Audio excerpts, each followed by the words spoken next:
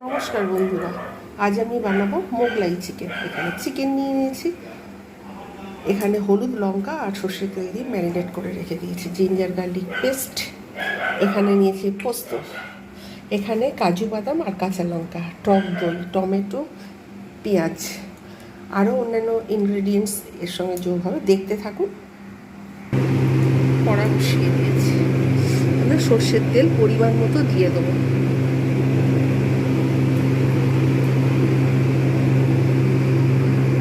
এখানে রয়েছে জায়ফল, জয়ত্রী আর বড় এলাচের গুঁড়ো। প্রথমে আমি এখানে দিয়ে দেবো কাঁচা লঙ্কা, কাজু বাদাম আর এই যে পোস্ত, এইটাকে আমি আগে বেটে নিয়ে চলে আসছি। সঙ্গে একটু জলও অ্যাড করে নেবো। দেখা যাচ্ছে যে তেলটা গরম হয়ে গেছে, তাই আমি এর মধ্যে পেঁয়াজটা দিয়ে দেবো। পেঁয়াজটা খুব ভালো করে ভাজা হবে, আঁচটা মিডিয়াম করে ঘুরিয়ে বাড়িয়ে নিয়ে পেঁয়াজটাকে লালচে করে ভাজবো বেশ কিছুক্ষণ ধরে। ওদিকে আমি ওটা মিক্সিতে পিষে নিয়ে চলে আসছি। যেহেতু রেস্টুরেন্ট স্টাইলে মোগলাই চিকেন কারি হবে, তাই পেঁয়াজটা আমি খুব ভালোভাবে আমি এখানে ভেজে নিয়েছি। এইবারে আমি সমস্ত চিকেনটা আমি এর মধ্যে দিয়ে দেবো। আঁচটা কিন্তু মিডিয়াম করে কমিয়ে বাড়িয়ে রান্না করতে হবে।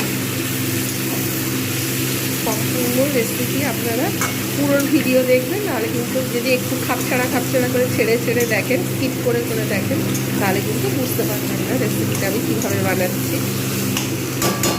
ঢাকনা দিয়ে দিয়ে চিকেনটাকে খুব ভালো করে ভাজতে হবে।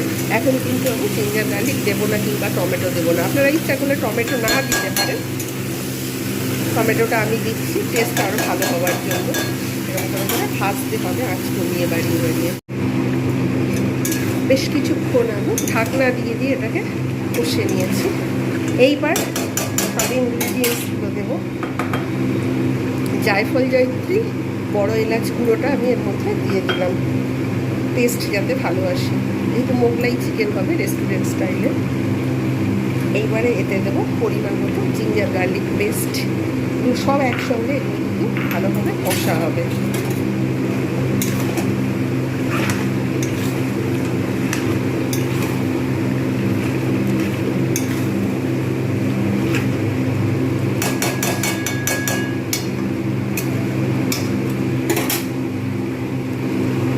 এইবার আমি এর মধ্যে দিয়ে দেবো টমেটো।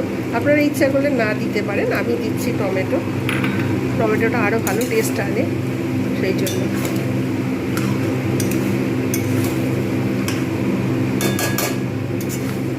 টমেটোগুলো একদম ছোট ছোট করে কেটেছি, অর্থাৎ চপড করে কেটেছি, যার জন্য এটা মেল্ট হয়ে যাবে। এইবার এর মধ্যে দেব ধনে গুঁড়ো পরিমাণ মতো,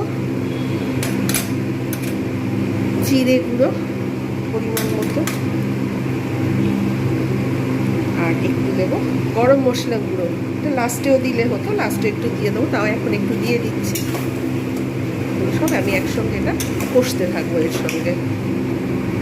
এইবার আমি এর মধ্যে টমেটো সফট হতে শুরু করেছে,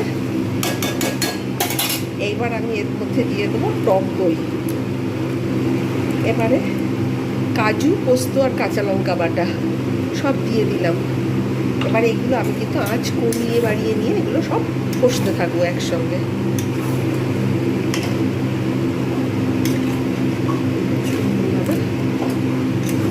যেহেতু রেস্টুরেন্ট স্টাইলের মোগলাই চিকেন, এটা কিন্তু দুর্দান্ত টেস্ট হয়। আপনারা অবশ্যই বাড়িতে এইভাবে বানাবেন।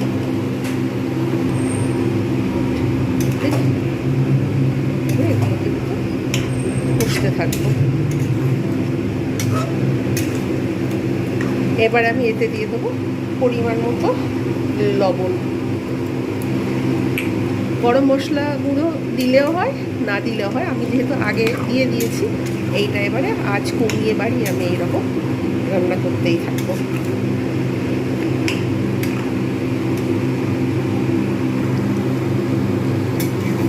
বেশ কিছুক্ষণ পর আমি ফিরে এলাম। আঁচটাকে একদম মিডিয়াম করে রেখে দিয়েছি, কমিয়ে বাড়িয়ে বাড়িয়ে রান্না করছি। আর একটু হবে, তারপর সার্ভ করবো। রান্না কমপ্লিট। চিকেন খুব ভালো সিদ্ধ হয়ে গেছে, পারফেক্ট লবণও হয়েছে। ফিনিশিংয়ে আমি এবারে এতে দেবো একটু কসৌরি মেথি, আর একটু দেবো গুঁড়ো গরম মশলা হোমমেড। ব্যাস, এইবার সার্ভ করবো আর দেখাবো কীরকম হয়েছে আজকের রেসিপি, রেস্টুরেন্ট স্টাইলের মোগলাই চিকেন। রান্নার ডান।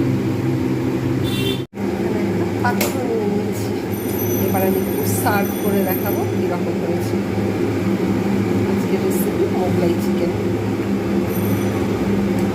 বাড়িতে অবশ্যই এইরকমভাবে বানিয়ে নিতে পারি, কেননা রেস্টুরেন্টে কিংবা কোথাও খেতে গেলে আমাদের অনেক আমরা খরচা করে এইগুলো বাইরে খেতে থাকি। কখনো কখনো সময় থাকলে যদি হাতে, তাহলে আমরা কিন্তু এরকম বাড়িতে অবশ্যই বানিয়ে নিতে পারি। এরকমভাবে আপনারা বাড়িতে পাবেন, রুটি পরোটা সব কিছুর সঙ্গে এনজয় করুন। ভিডিওটা ভালো লাগলে লাইক, কমেন্ট, শেয়ার এবং সাবস্ক্রাইব করতে ভুলবেন না। যারা দেখছেন, কমেন্ট করছেন, তাদের অসংখ্য ধন্যবাদ। এইরকম নিত্য নতুন ভিডিও পেতে আমার চ্যানেলটাকে সাবস্ক্রাইব করুন। আজকে এতটুকু, bye bye and take care.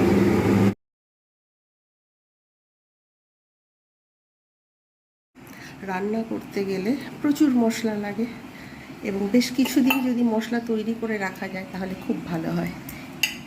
এটা রয়েছে রসুন পেস্ট, এটা তৈরি করে রেখে দিয়েছি সর্ষে পেস্ট। সর্ষেটাকে একদম পুরো বেটে এখানে একটু নুন দিয়ে আমি এরকম পেস্ট করে রেখে দিয়েছি, বেশ কিছুদিন চলে যাবে। আর এটা রয়েছে আদা পেস্ট, কেননা বারবার করে একটু একটু করে মশলা মিক্সিতে পেশা খুবই অসুবিধে, তাই এইরকম একেবারে করে চিলট্রেতে রেখে দিলে বেশ কিছুদিন চলে যায়। এটা কিন্তু 1 মাস মতো ভালো থাকবে যদি এর সঙ্গে একটু সাদা তেল আর হলুদ আর লবণ মিশিয়ে রাখা যায়।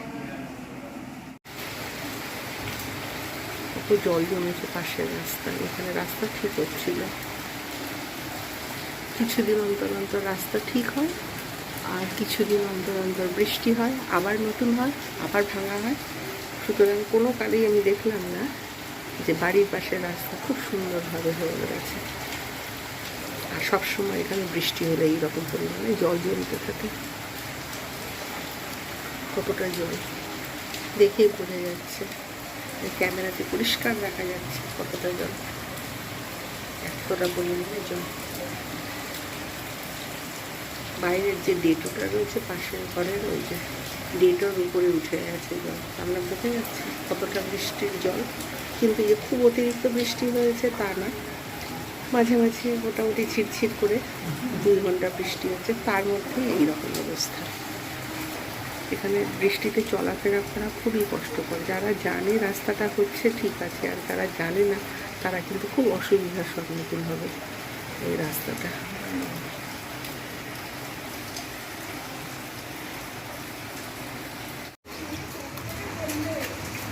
আমার বাড়ির সামনে রাস্তায় জল এইরকমভাবে চলছে রাস্তায়, কত জল। এইদিকেও জলের শেষে কত জল রাস্তায়।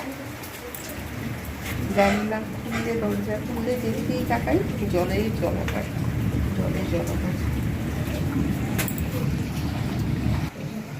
তখন যে পরিমাণ জল ছিল তার থেকে আরও পরিমাণে বেড়েছে জল।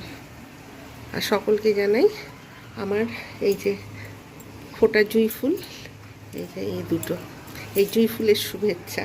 কিছু ফুল গতকাল আমি পুজো দিয়েছিলাম, আর এই যে দুটো এখনও রয়েছে। আর এই যে রাস্তায় জলে জলাকার, যেদিকেই তাকাই জলে জলাকার, যেদিকেই তাকাই জলে জলাকার। কি অবস্থা! বৃষ্টি হওয়া দরকার, কিন্তু অল্প বৃষ্টিতেই আমার বাড়ির আশেপাশে এই রকমভাবে জল হয়ে যায়।